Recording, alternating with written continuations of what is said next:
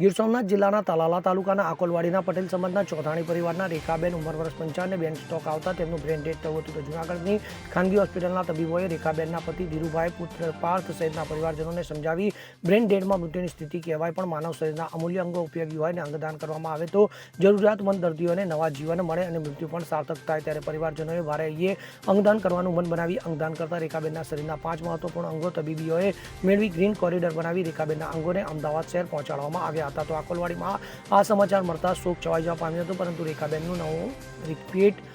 રેખાબેનનું જીવન મૃત્યુ બાદ માનવ જીવન માટે સાર્થક હોય ત્યારે આજે સ્મશાનમાં કદી ન આવતી મહિલાઓ પણ રેખાબેનના સાર્થક જીવનના માનમાં સ્મશાને આવ્યા હતા. તો આકોલવાડીના વરિષ્ઠ અગ્રણી ડોક્ટર ગોપાલભાઈ હડિયાએ જણાવેલ કે મૃત્યુ અનિવાર્ય સત્ય છે, પરંતુ મૃત્યુને અલૌકિક બનાવવું હોય તો અંગદાન, દેહદાન જેવા કાર્યોથી ઘણા લોકોને નવું જીવન મળતું હોય છે. ત્યારે આજ રોજ આકોલવાડીમાં ચોથાણી પરિવારમાં નાની ઉંમરના બેન રીટાબેનના દેહ વિલય પહેલા અંગોનું દાન કરીને 5 લોકોને નવજીવન આપી પોતે મનુષ્ય જીવન સાર્થક કર્યું હતું. તો ગામ લોકોએ પુષ્પાંજલિ અર્પણ કરી ડોક્ટર હડિયા સાહેબે પણ મનુષ્ય જીવનની સાર્થકતા સમજાવી પુષ્પાંજલિ અર્પણ કરી હતી.